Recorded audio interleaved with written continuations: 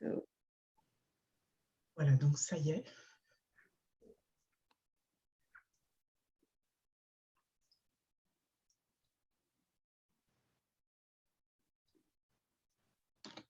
Oh, il va y avoir, sorry, there will be a little gap, 1 or 2 minutes while people join us, and before we... You can say it in French if you want. Fine.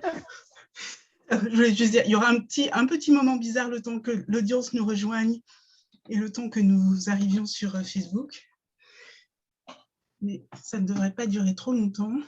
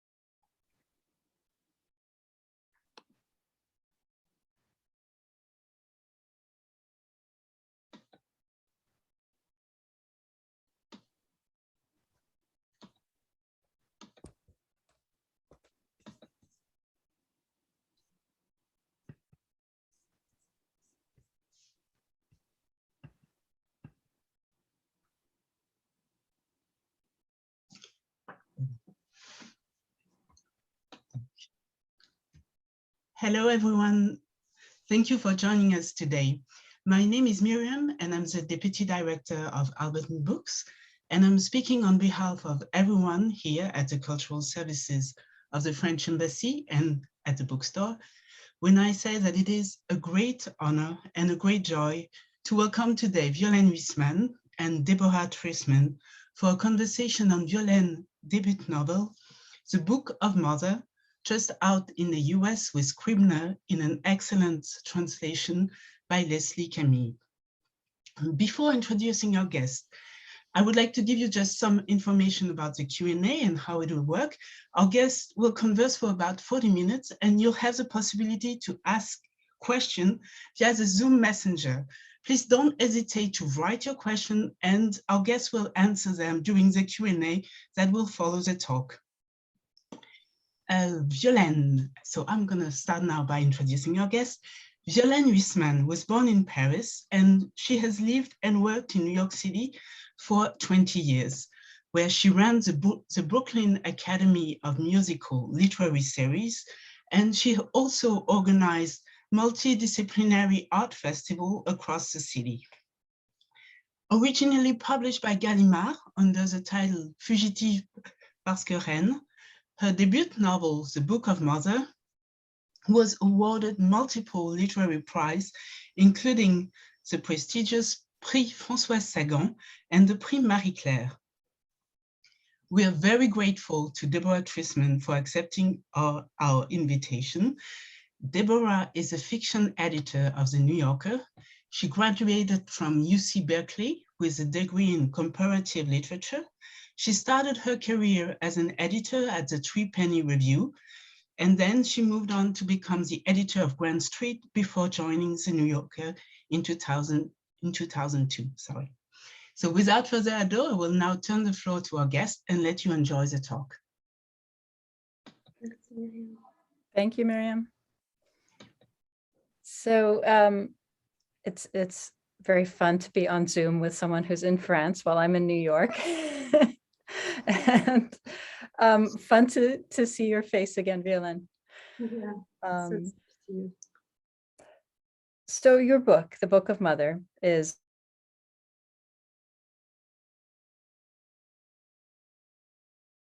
it tells the story of a mother who's traumatized by her own childhood and her daughters who are traumatized by their mother's trauma.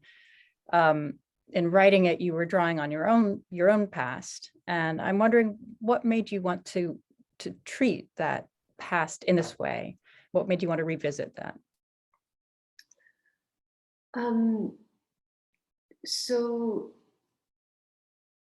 it's interesting. I like the way you put it. I find it interesting to think of it as a mother traumatized by her past and her daughters traumatized by her trauma.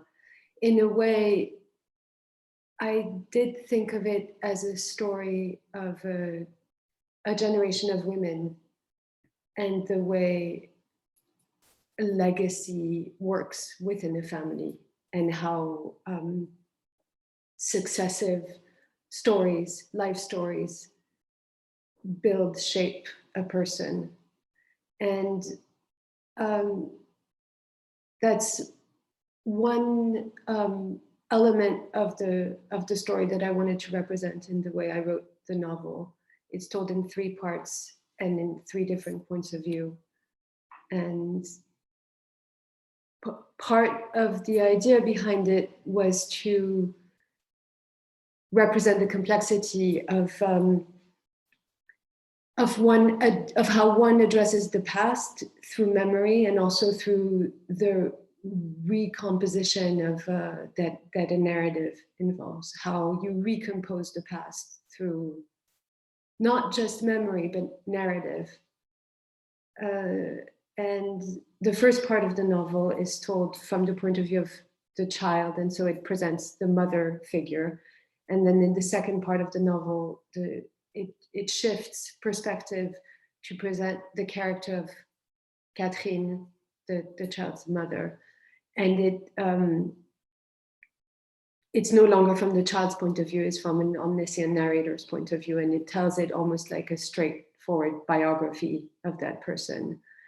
And that's where, to me, most of the fictional element came in the story. It was a way of reinventing my mother's life through the lens of literature. And it was also a way of setting, of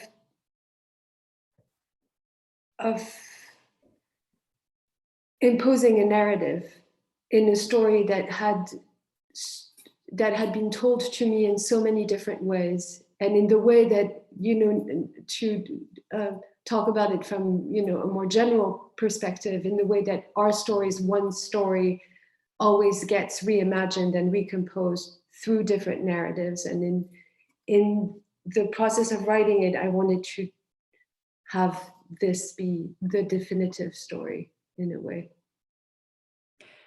And it's interesting that it becomes a definitive story because this is the fictional story. Yeah. Not the true story of your mother, but maybe it's the true story plus whatever you had to add because you couldn't know it. Well, yes, in a way, and also the true story, I want to say, in a way that feels maybe a little sentimental, but the true story to my heart, what felt true to her soul, to who she was, in my mind. And I find it interesting that in a family, when a book gets written, often that book becomes the definitive story. Whether that story is true or not, the fact that it's in writing, the fact that it's captured on the page makes it the definitive story, and truth becomes hardly irrelevant. It's right. It's, if it's not, if one doesn't deal with historical facts that can be fact-checked and cross-checked and proven against other narratives, if you're talking about an individual's life whose truth trumps another's. Right.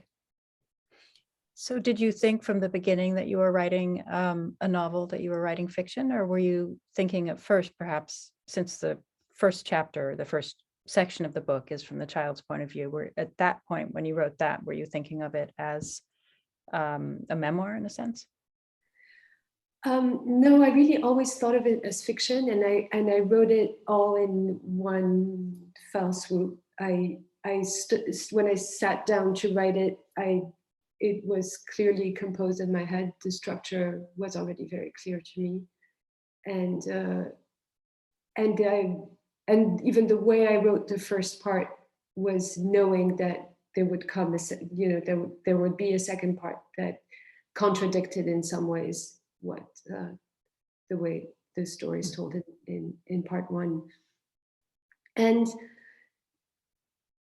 the other piece of it, the reason why to me I always thought of it as fiction was because I really thought of my mother in the process of writing, and in more emotionally resonant ways as a character, as a fictional character. She felt larger than life, and she was almost mythological in the in the extravagance of her being and of her story. And I wanted to represent that. I wanted to represent her as a character in literature, as a fictional character. And memoir doesn't give you that leeway. So from the beginning, the child narrator is named Violaine. So you're obviously playing with this idea of truth versus fiction, of autofiction and so on. Why did you choose to use your own name rather than change it? Well, for multiple reasons. One of them was that I wanted to write, you know how Emmanuel Carrère talks about who writes, he would call his writing nonfiction, he wouldn't call it fiction, but he says that he wants to write with a sense of urgency and a sense of truth telling that gives momentum to the writing. And I think there was some of that, that the momentum that I felt in the writing was also linked to how much I felt I was revealing something profoundly sincere. And then in more literary terms, I was interested in the tradition that this novel and this construction belonged to, in the way that it responded to to a sequence of books, to a history of novels. What are the novels you were responding to? Proust mostly, whose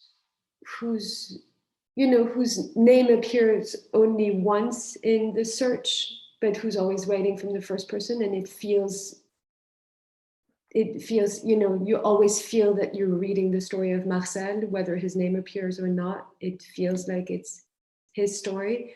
And then, within the novel, I kept my name and my sister's name and my mother's name, and then I changed all of the other characters' names.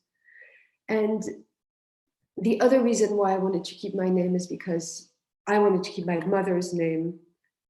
And I wanted that relationship to be grounded in the real and to be something that could be trackable, in the way that today literature coexists with another reality, another written reality that's all around us, from Facebook to Wikipedia to, Amazon. And my mother wrote her own book called Saxifrage, which I write about in the novel. And I wanted that to be real. I wanted that element of the story to be grounded in the outside world, and in the tangible facts of the world. Mm-hmm. So how do you balance that, the fiction versus nonfiction? If you're keeping your mother's name, you're keeping her book, you're keeping a lot of pertinent facts about her life and about her relationship with you, but also about her her family background. When you pull the fiction elements in, or the fictional elements in, how do you balance that? How do you kind of combine the two things without feeling that you're betraying either the truth or the fiction?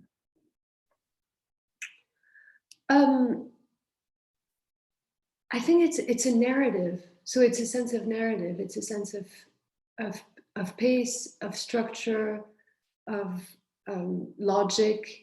It's a sequencing of a story that can't include all the elements of the real because they're too messy and chaotic, and sometimes they also make no sense. And so you're organizing those facts from the real. And then, the elements of truth that I kept were for a specific reason, again, because my mother's name and the fact of her book was important to me to keep, because again, I wanted it I wanted the novel to have a link to that referent in the real. And also the sense of truth telling, the sense that I was telling the true story of what emotionally seemed an accurate portrait of my mother, mm-hmm. or of the woman, of the fictional representation of my mother. Mm-hmm. And the other, important character here is your sister, whose name you kept the same.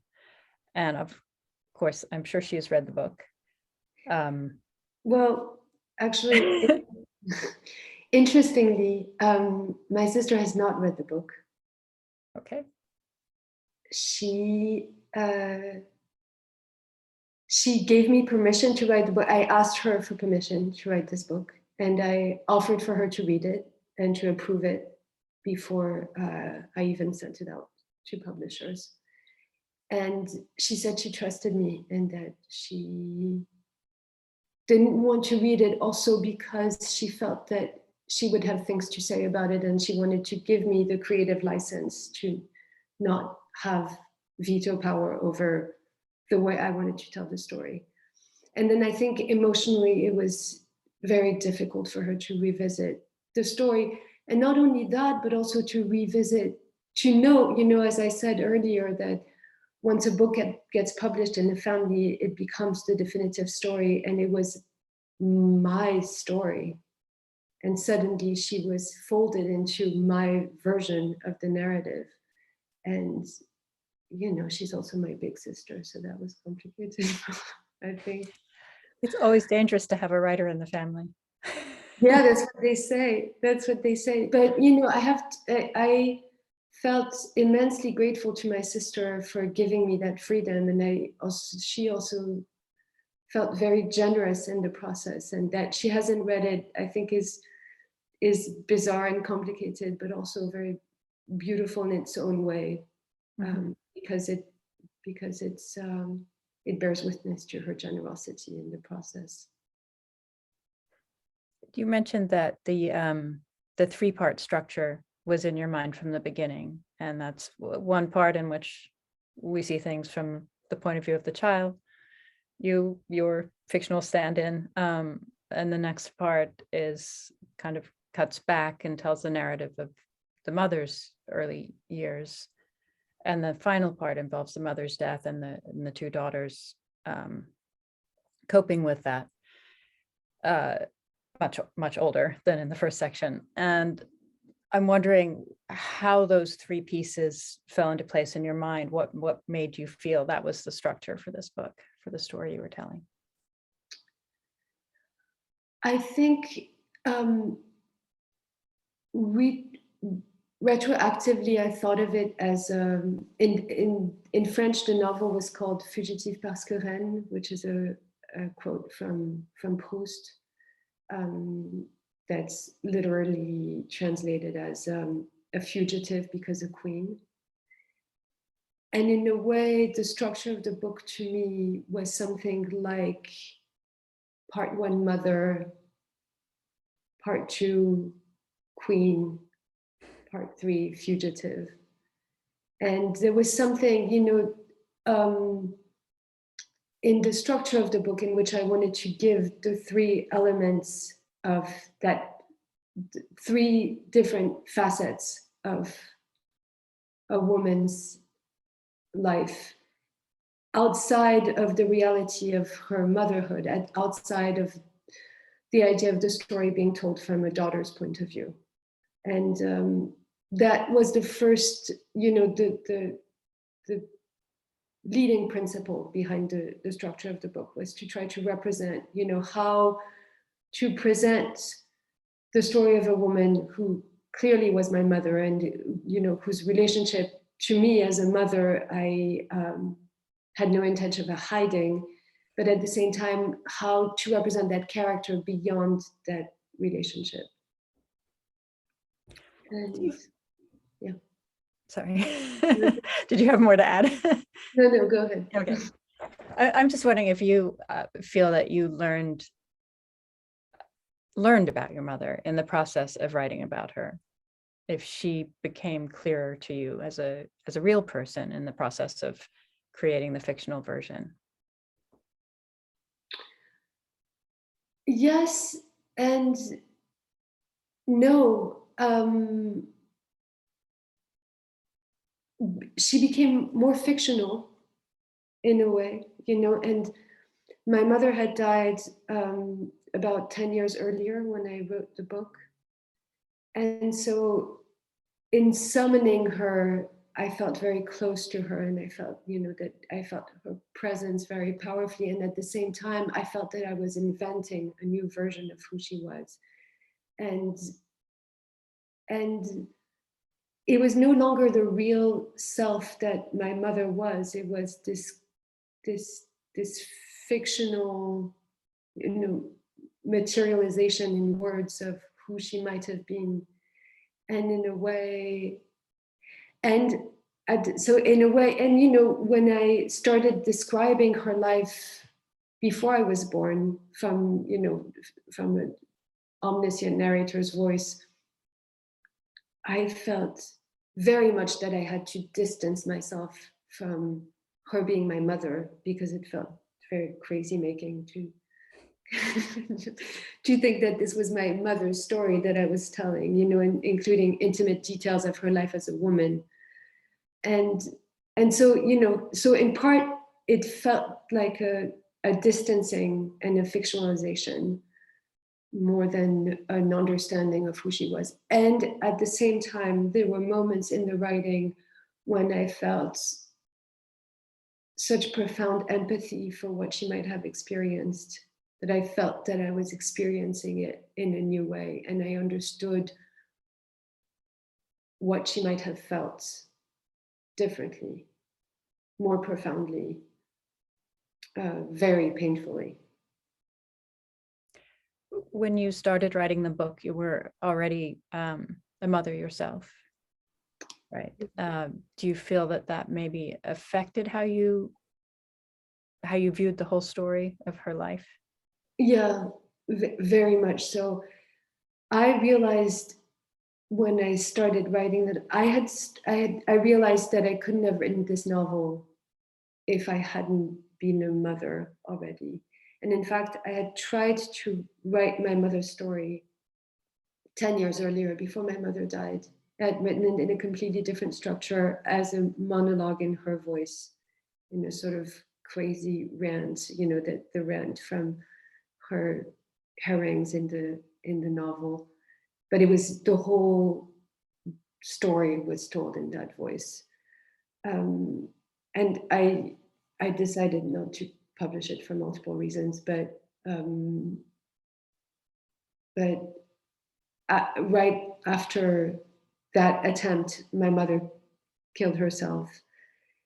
And then it became impossible to revisit that story. And then I became a mother myself. And the becoming a mother and the experience of understanding the challenges of motherhood, and what I describe in the novel also as the dichotomy between being a woman and being a mother, came to me in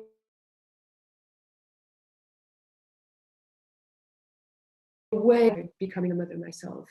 And that's how also the structure of the book became clearer to me, that it was, that dichotomy is represented in the structure of the novel. Right. So I've known you for quite a few years, and in other incarnations and working in publishing and literary events and so on. But I didn't at any point in that time know that you were writing. So was this a sudden change of career for you, or were you always writing and just not feeling ready to publish? Or is this book a one book? Do you think you'll write another? I was always writing, and I always imagined myself writing, and I was translating also, but yeah, I was very discreet about my writing. and I also didn't feel ready to publish. And I knew that this was the story that I had to tell, and I wanted to get it right. And I knew that, at least the first time that I published it, it would have to be exactly the way that I wanted it to be. And I wrote a second novel after this one, which was also published by Gallimard in France. And sorry, it hasn't come out here yet. I haven't seen it yet. It's okay. It's okay. Miriam can probably send you a copy. And that second novel has to do with family history, or no? Yeah, and that second novel is also in a big part about my mother. It's yet a different perspective on the same story, but it's told in a similar structure as my first novel. And it's the plot, it's a different plot, but the books work together.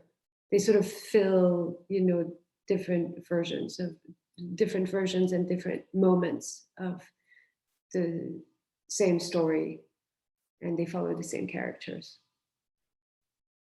When the book came out, this book came out in France, it was very well received. You won the Prix François Sagan and other prizes.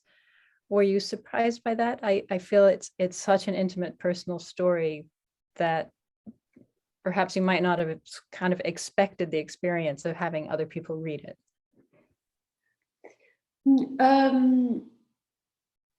It's true. I think the experience of publication is always surprising. Well, I don't know about other people, but in my case, I found the experience of publication surprising, and you don't really know what people's responses are going to be, or how you're going to feel about the story all of a sudden being public. My publisher in France presented the book very powerfully as fiction, and so I felt very protected also by the way they were showcasing the novel as very much a novel. And so I didn't feel that people were reading my personal story necessarily. They were reading my writing. And in fact, some readers in France thought it was fiction, thought it was a completely, invented narrative. And yeah, I mean,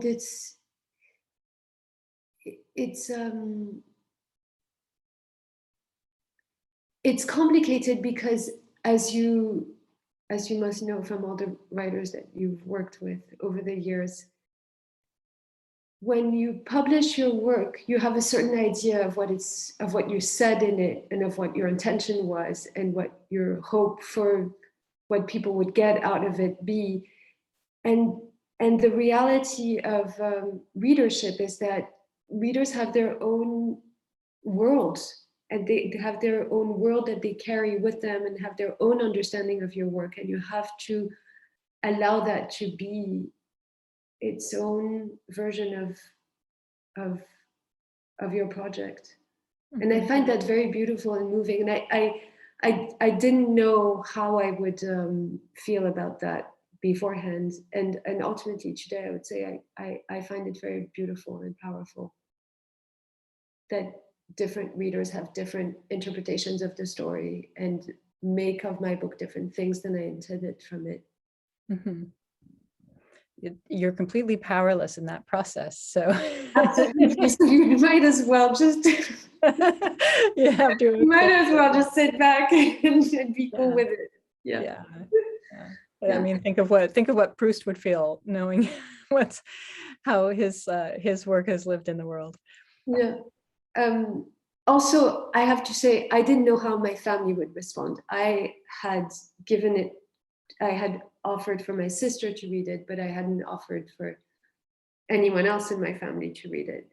And I felt it just immensely grateful that everyone in my family was incredibly supportive of the book. Going back to the beginning of the book, it opens more or less with the scene in which the mother drives into traffic on the Champs-Élysées with her two daughters in the car, one of them, the Violaine character, not wearing a seatbelt.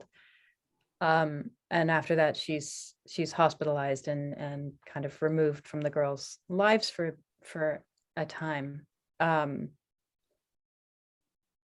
It's such a dramatic and, as I said before, traumatic opening to this story, and it sets up,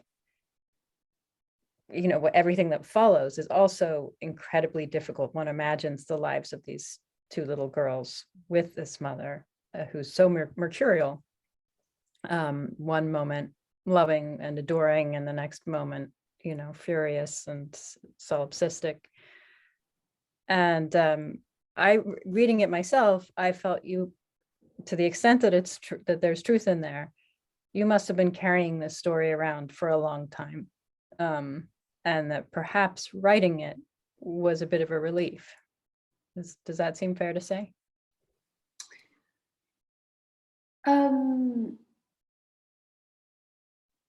What's a relief, I think, is to find the form in which you want to tell your story. When you feel the urge to write and you finally find the way in which you can write and the voice that you might have on the page and the way you might structure the narrative that you have to tell, that's a huge relief. On the other hand, I don't really think of the process of writing as cathartic on personal terms. I find it almost to be the opposite, that one needs to get over one's trauma, and one never gets over that kind of trauma, but one needs to have a sort of a calmer, more detached, distanced relationship to trauma to be able to write about it cogently. Mm-hmm. And articulated in terms that are approachable to other readers, to other people. And in a way, I feel that, my mother's soliloquies were cathartic. They were, the way that she just went on and on and on in retelling her life story, which changed every time that she presented it, and had it interspersed with insults and tears and crises of all kinds. That was cathartic, but the organizing a narrative in a coherent way, I don't think is I don't think is what you do to make yourself feel better. I suppose. I mean, I was thinking, yes, that it would be a relief just to have the story told, right? Not to be stuck alone with it. I don't know. I think that it's a relief to me that my mother, it's more than a relief. It feels like a huge accomplishment and a dream, like a fulfillment of a very profound fantasy for my mother to exist in the world as a literary character. A beautiful way to see it. And I'm wondering, now that you have written 2 books about your mother's story, if you'll be continuing and abandoning family history and doing something else in another book.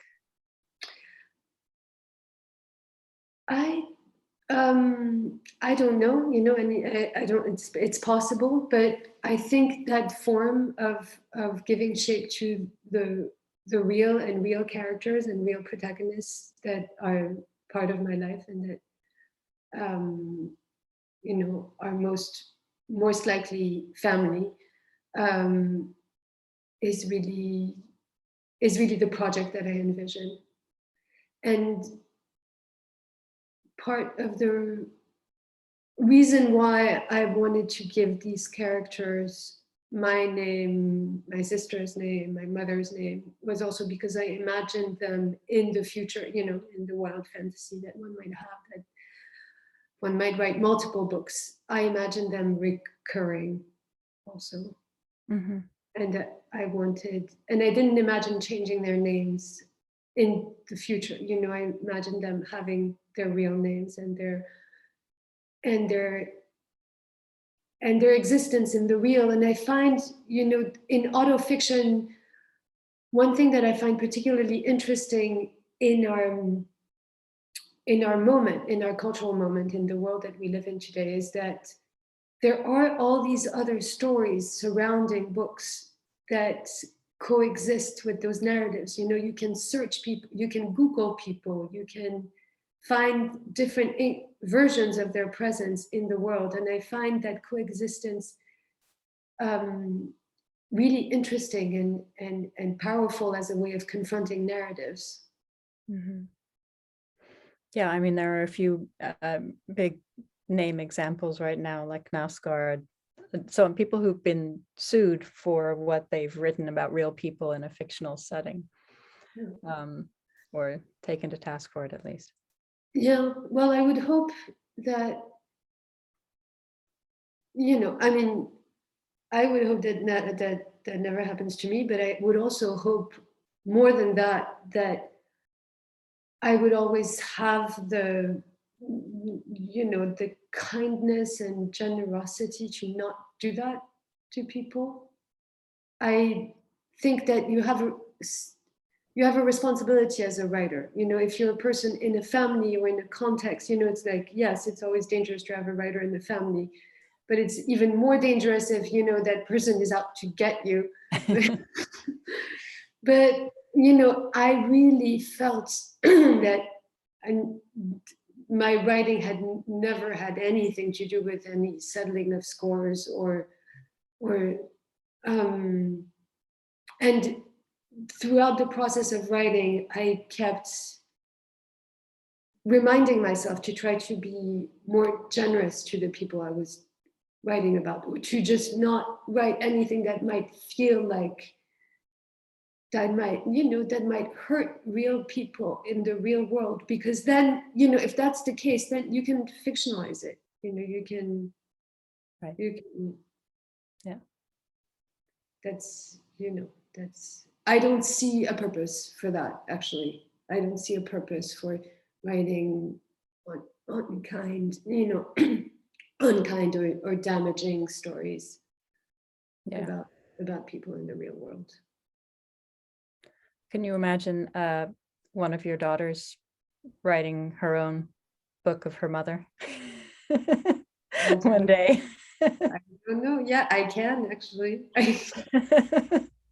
My older daughter, who's now 9, asked me if she could read my book the other day. Like, you can wait a little longer.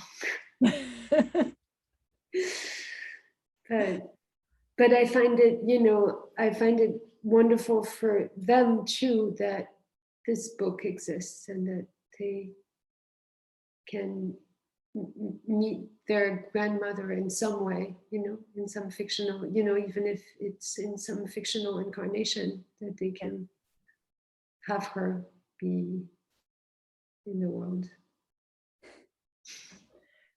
Well, I think Miriam is now going to ask you some questions from the audience. Absolutely. And yes, I apologize. I should have mentioned in Violaine's bio that she was also the author of Rose Désert, her second novel.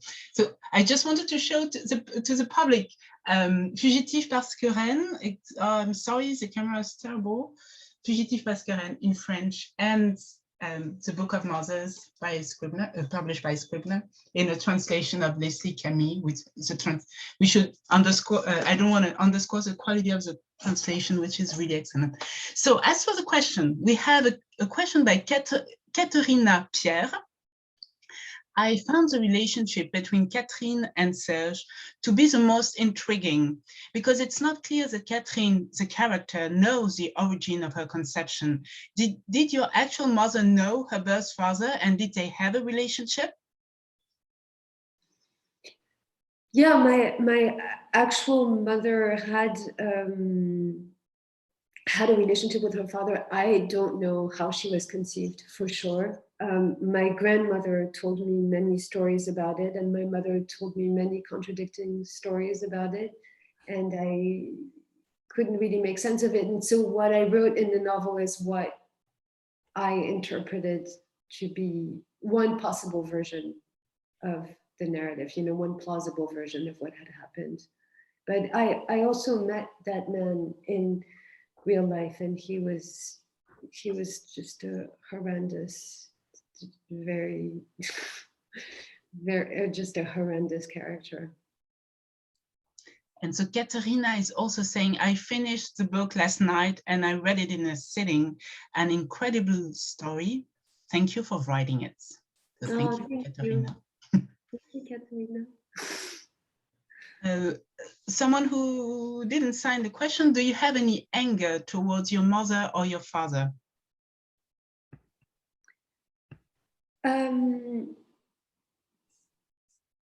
No, and over the years, my therapist told me not enough for my own good. But certainly in the writing, that's not the feeling that carried me through. It was not about anger. It was about the opposite. It was about empathy. It was trying to understand and make sense of the choices that they made for themselves, regardless of whether I was their child or not. And that's the position that I try to take as a novelist, and that's also the reason why I wrote it as a novel, is because then I was able to remove myself from the story, and not have it be about how I felt about them, but have it just be about them as characters. A question by Nancy Belovich. You invented a semi-fictional mother. Was that to shield who she really was, or shield yourself from her shadow?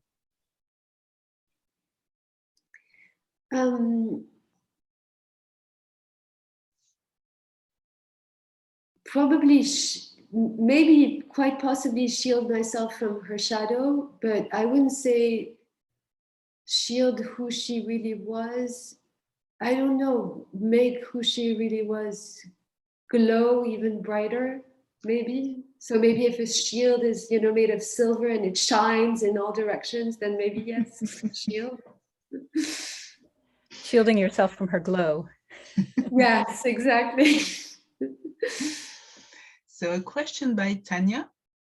Was your mother ever diagnosed with borderline personality disorder? Borderline personality disorder. I don't know. No, she was diagnosed with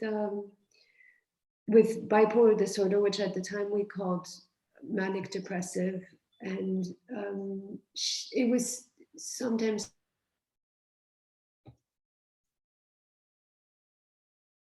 called, and sometimes called like a tendency towards schizophrenia, you know, so she was sometimes diagnosed as schizophrenic.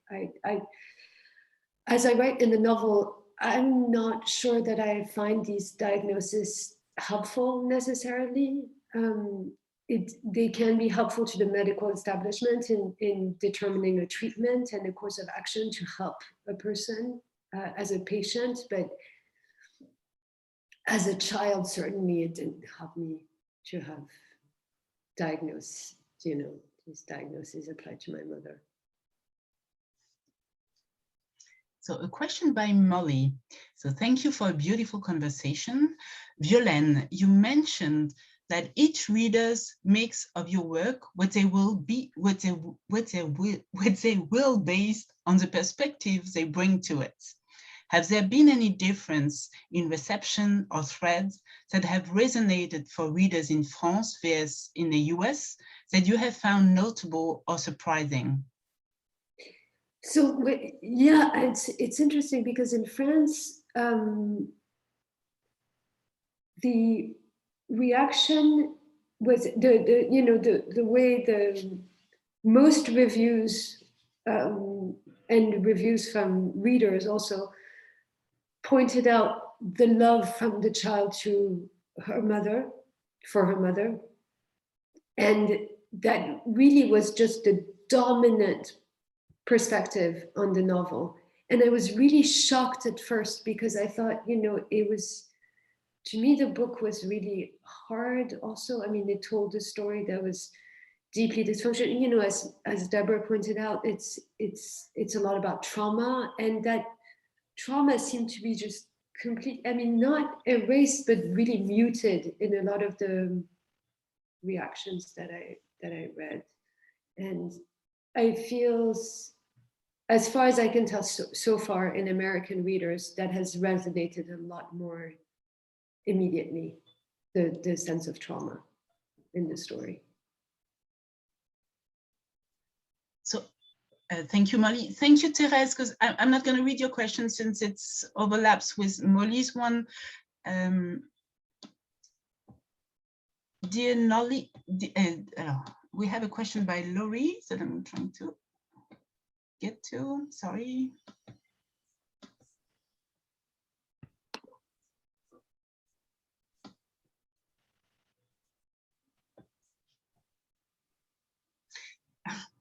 So does transcending such adversity result in success such as yours? Who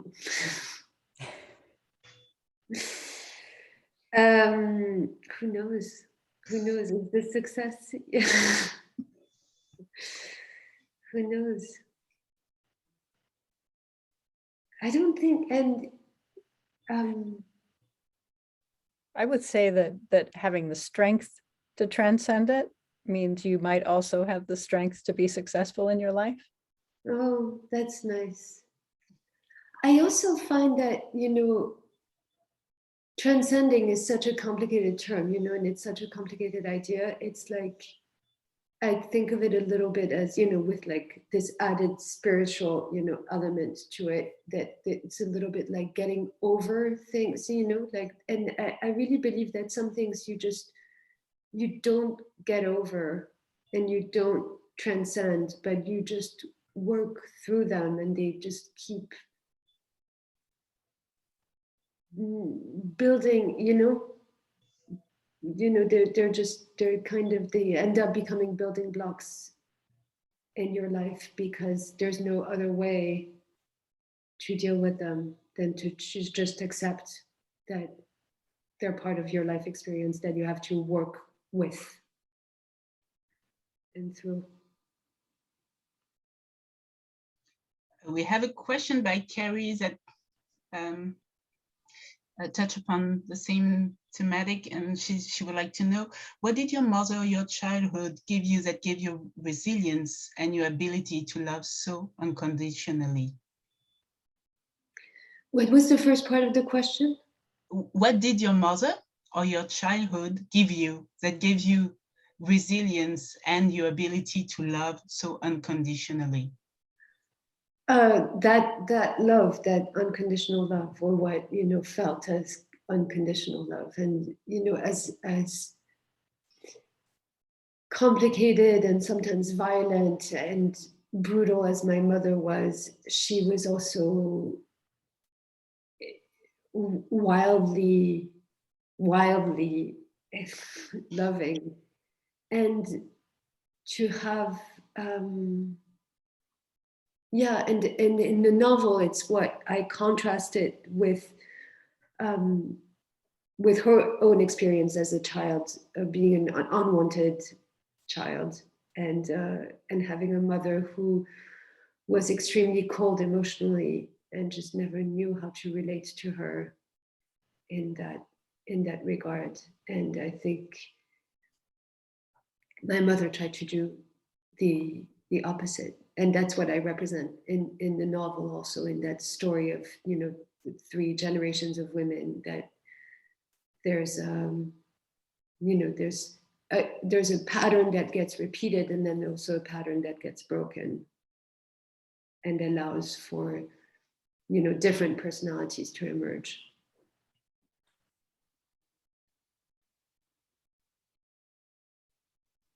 So we have no more questions from the public. Is there anything you'd like to say to the audience, Violaine or Deborah?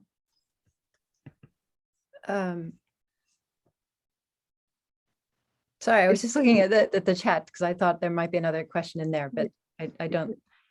There actually is a question in the chat. No, we read them all. There's one that I didn't read because it was exactly... Not in the Q&A, but in the chat. There's Diane says, could you speak a bit about the difference in social backgrounds between your mother and your father? Yes, so part of the story of these generation of women, between my grandmother, my mother, it's also a story of social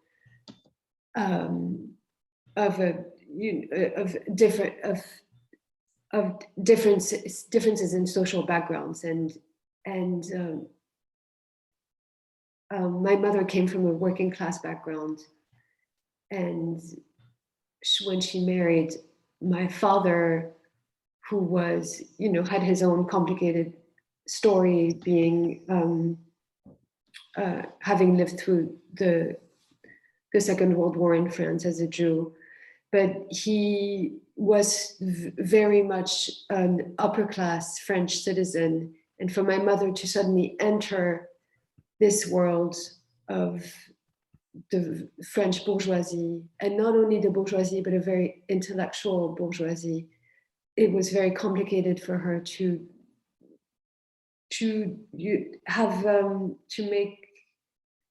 make a place for herself in that world. And she was never viewed as belonging in that world. And partly that's why it was important to me in this novel to present my mother as an author herself, who was not only part of that intellectual world because she was married to my father, but also because she herself had aspirations of her own and an intellect of her own that allowed her to be respected intellectually and respected as an author herself.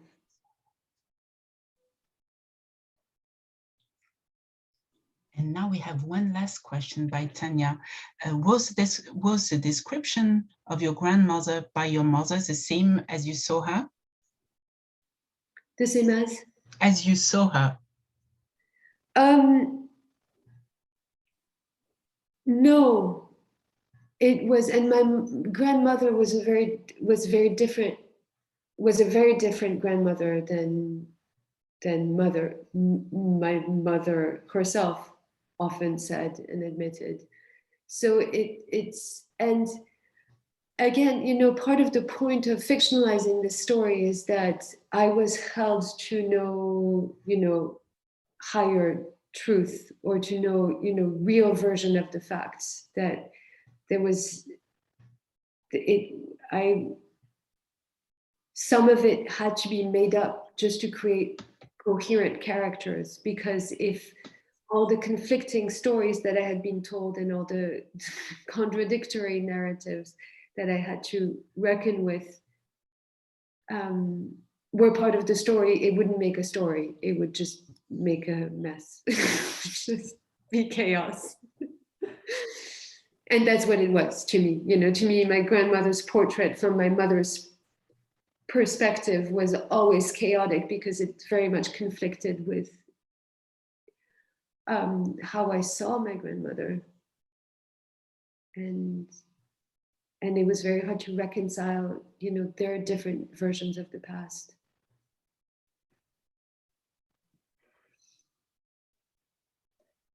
If there are no more questions, I have one quick one for Violaine, which is, are we okay? Can I? Oh yeah, no, go ahead. We'll have one more question after this one, but go ahead. Okay.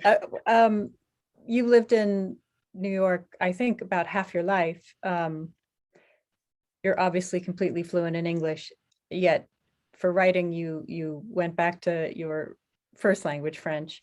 I'm wondering if that was a decision, or if it was just the only way that you felt comfortable writing. And I'm also wondering then about the process of having your French text translated into English by somebody else, and how that felt in a wonderful translation. Yeah. I wanted to write it in French. I enjoy writing in English also, but I wanted to write this story in French because of the voices. I didn't feel that I could represent my mother's voice as accurately in English as I could in French.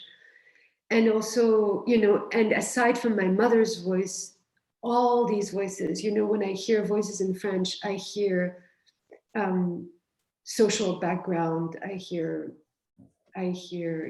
places, I hear geographical settings, I hear all these different, I hear generations, I hear like all these different nuances that are very cultural, and I find that very hard to do in English. And also, in English, you're transposing it, you're doing something else, you're not representing accurately who these people are in a time and place, specifically. And then, I was very lucky to be working with Leslie Camhi on this novel, and her translation is just marvelous. We worked on it together a lot also, and she was extremely generous in allowing me to take a part in it. I know as a translator myself how impossible it is to have an author who speaks the language, try to help you with your work. And so I was very grateful to Leslie for having the generosity to include me. And so a lot of it became a conversation between us about, what those voices should read like in English, and what, how to project my voice, because I feel that I very much have a voice in English also, and how to make that possible on the page in a way that felt true to my sense of, my written self. And then, when we were looking for some of the insults, some of the insults in the mother's repertoire, I sent this to Leslie, but I know both of us had our own research going on of other writers who do this in English and who do this well in English. And in the end, in the first of Catherine's soliloquies, or, the mother's like rants, I found this line from Deborah Levy, who's in a sequence that's also a dialogue between a mother and a daughter, and it just felt like she just got it exactly right. So I think we pulled like half a line from it, Deborah Levy.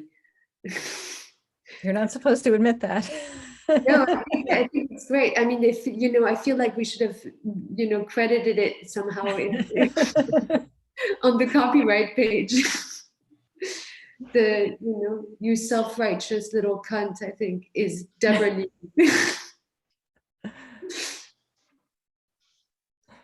So very quickly, but you've already kind of answered that.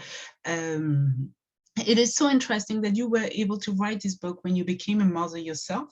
Was fictionalizing your mother a step toward protecting yourself from repeating any of her mistakes?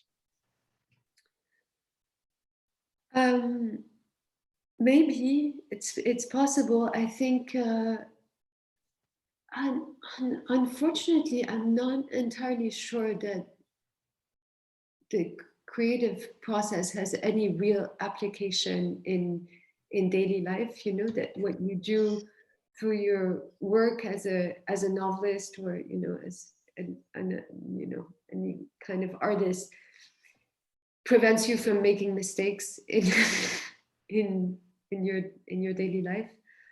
But also, I'm not my mother, and and this is and part of what I wanted to represent in this novel is also that my mother had a very different history from mine, had a very different childhood from mine.